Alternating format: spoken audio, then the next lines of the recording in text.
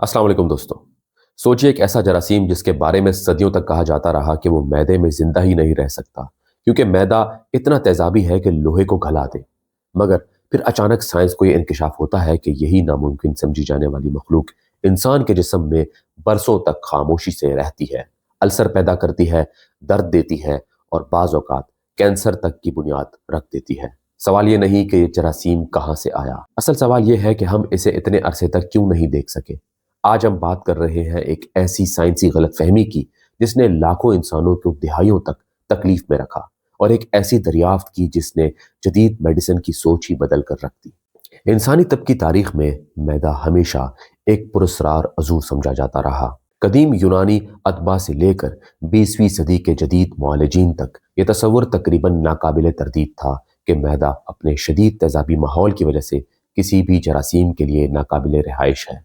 यही वजह थी कि सदियों तक मैदे की जलन, अल्सर, बदहजमी और दर्द को जहनी दबाव, गुस्सा, फिक्र, तंबाकू नोशी या तेज मसालादार ग़िज़ा का नतीजा समझा जाता रहा। मरीजों को सकून आवर अद्वियात, दूध परहेज और एंटी एसिड्स दिए जाते थे, मगर बीमारी की असल जड़ कभी तलाश ही नहीं की गई। तिब की ये सोच इतनी मजबूत थी कि किसी जरासीम के मैदे में जिंदा रहने का ख्याल महज एक साइंसी मजाक तस्वर किया जाता था।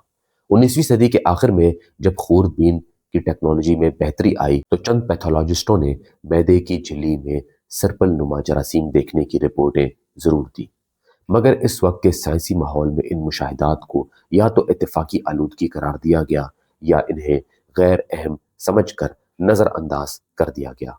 इस दौर में जरासीमी नज़रिया तेज़ी से तरक्की कर रहा था, मगर मैदा इस नज़रिए से बाहर रखा गया।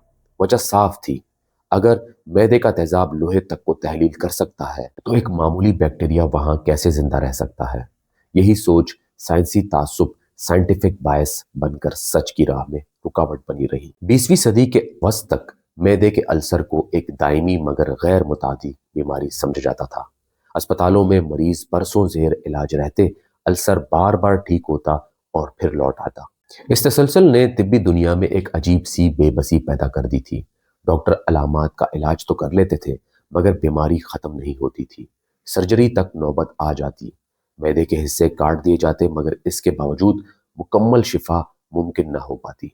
किसी के जहन में ये सवाल संजीदगी से उभर ही नहीं सका कि शायद मसला तेजाब या जहनी दबाव नहीं, बल्कि कोई पोशीदा दुश्मन है जो बरसों से मैदे के अंदर खामोशी से मौजूद है।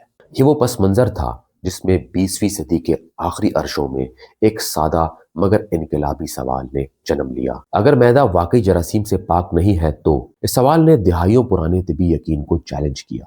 कुछ महकिकीन ने मैदे की बायोप्सी के नमूनों का बारीक बीनी से मुताला शुरू किया और हैरत अंगेज तौर पर देखा कि कुछ मरीजों के मैदे की अंदरूनी झिल्ली में एक खास किस्म का सर्पल नुमा बैक्टीरिया मुस्तकिल मौजूद है, खास तौर पर उन लोगों में जो दायमी गैस्ट्राइटिस या अल्सर का शिकार थे। ये कोई वक्ती आलूदगी नहीं थी, बल्कि एक बाकायदा हयातियाती मौजूदगी थी। यही वो लम्हा था जहां से एच पाइलोरी की साइंसी तारीख का असल सफर शुरू होता है। एक ऐसा जरासीम जिसका वजूद मैदे में नामुमकिन समझा जाता था, आहिस्ता आहिस्ता तिब की तवज्जो का मरकज बनने लगा। मगर ये सफर आसान नहीं था। तिब्बी बरादरी ने इस नजरिए को मानने से इनकार किया। तहकीकी मकाले मुस्तरद हुए और इस ख्याल को गैर साइंसी करार दिया गया। इसके बावजूद तहकीक का पहिया रुक न सका, क्योंकि हकीकत आखिरकार जिद्दी होती है। आने वाले बरसों में यही जरासीम मैदे की बीमारियों की दुनिया में एक इनकलाब बर्पा करने वाला था। जब मैदे की बायोप्सी में बार बार एक ही किस्म का सर्पल नुमा बैक्टीरिया सामने आने लगा तो तहकीक महज मुशाहिदे तक महदूद ना रही, बल्कि साइंसी तजुर्बात की बाकायदा बुनियाद बन गई। महकिकीन ने नोट किया कि ये बैक्टीरिया खास तौर पर उन मरीजों में जिंदा पाया जाता है जिन्हें दायमी मैदे की सोजिश या पेप्टिक अल्सर लाहक था।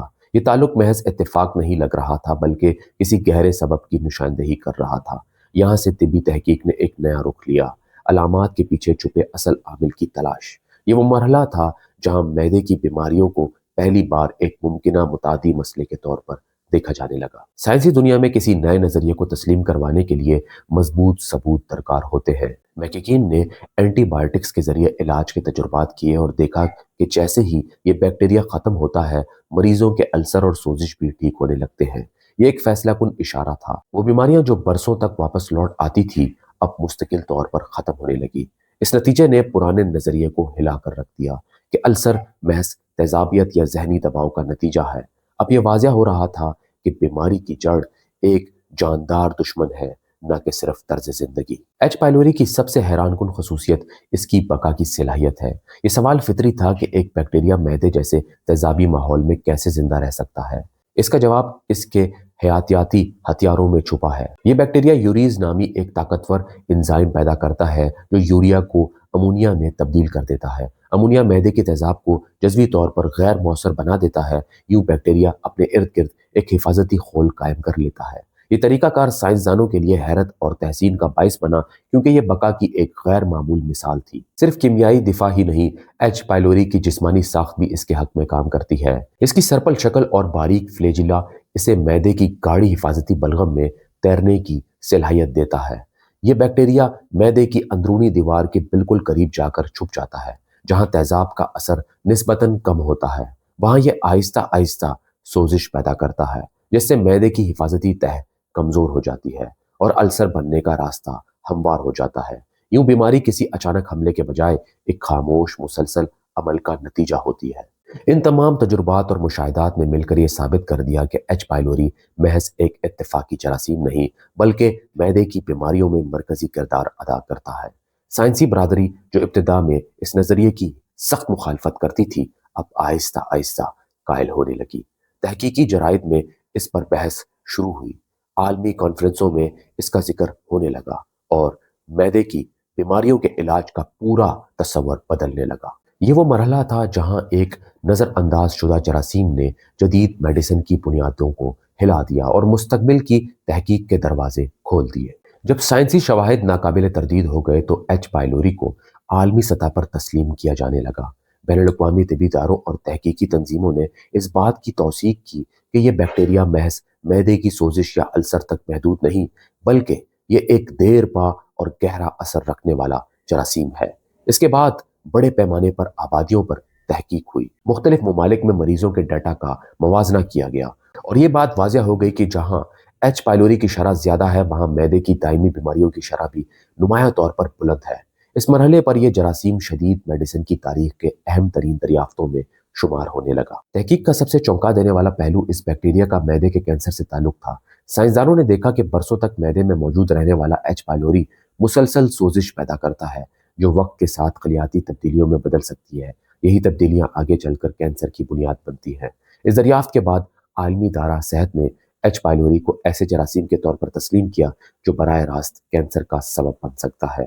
یوں پہلی بار ایک بیکٹیریا کو انسانی کینسر سے اس درجے میں جوڑا گیا جو طبی دنیا کے لیے ایک تاریخی لمحہ تھا۔ اس سائنسی انکشاف کے بعد علاج کے طریقہ کار میں ایک مکمل انقلاب آیا۔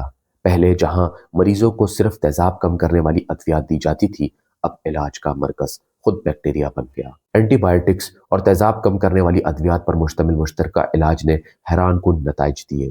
السر جو برسوں سے مریض کو اذیت میں مبتلا رکھتا تھا چند ہفتوں میں مکمل طور پر ختم ہونے لگا۔ اس علاج نے نہ صرف بیماریوں کو کنٹرول کیا بلکہ اس کے دوبارہ ہونے کے امکانات بھی نمایاں حد تک کم کر دیے جو اس سے پہلے ممکن ہی نہیں تھا۔ عالمی وبائی تحقیق نے یہ بھی ظاہر کیا کہ ایچ پائلوری دنیا کی نصف سے زائد آبادی میں کسی نہ کسی شکل میں موجود ہے، خاص طور پر ترقی پذیر ممالک میں۔ یہ بیکٹیریا عموماً بچپن میں منتقل ہوتا ہے اور برسوں بلکہ دہائیوں تک خاموش رہ سکتا ہے۔ ہر متاثرہ شخص بیمار نہیں ہوتا، جس نے ایک نیا سوال پیدا کیا، آخر کیوں کچھ لوگوں میں شدید بیماری پیدا ہوتی ہے اور کچھ میں نہیں؟ اس سوال نے جینیات، مدافعتی نظام اور بیکٹیریا کی مختلف اقسام پر تحقیق کے نئے دروازے کھول دیے۔ ایچ پائلوری کی پوری سائنسی تاریخ دراصل میڈیکل سائنس کے لیے ایک عظیم سبق ہے۔ یہ ہمیں بتاتی ہے کہ مضبوط سے مضبوط سائنسی یقین بھی سوال سے بالاتر نہیں ہوتا۔ ایک ایسا جراثیم جس کا وجود معدے میں ناممکن سمجھا جاتا تھا نہ صرف دریافت ہوا بلکہ اس نے لاکھوں مریضوں کی زندگیاں بدل دی۔ یہ کہانی اس بات کی علامت ہے کہ سچ اکثر خاموش ہوتا ہے مگر جب وہ سامنے آتا ہے تو دہائیوں پرانے نظریات کو بھی بدل کر رکھ دیتا ہے۔ جدید طب میں ایچ پائلوری محض ایک بیکٹیریا نہیں بلکہ سائنسی جرات، تحقیق اور سچ کی فتح کی علامت ہے۔ ایچ پائلوری کی کہانی ہمیں یہ سکھاتی ہے کہ انسان کو سب سے زیادہ نقصان لا علمی سے نہیں بلکہ ان یقینوں سے ہوتا ہے जिन पर सवाल उठाना छोड़ दिया जाए।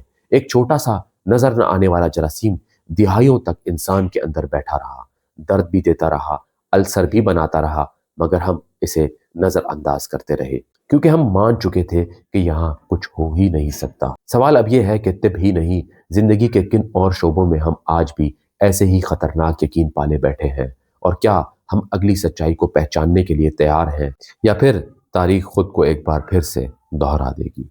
दोस्तों, अगर आपको ये वीडियो पसंद आई हो तो चैनल को लाजमी सब्सक्राइब करें, वीडियो को लाइक करें, दोस्तों के साथ शेयर करें। मिलते हैं अगली कहानी में, तब तक के लिए अपना ख्याल रखिएगा। अल्लाह हाफिज।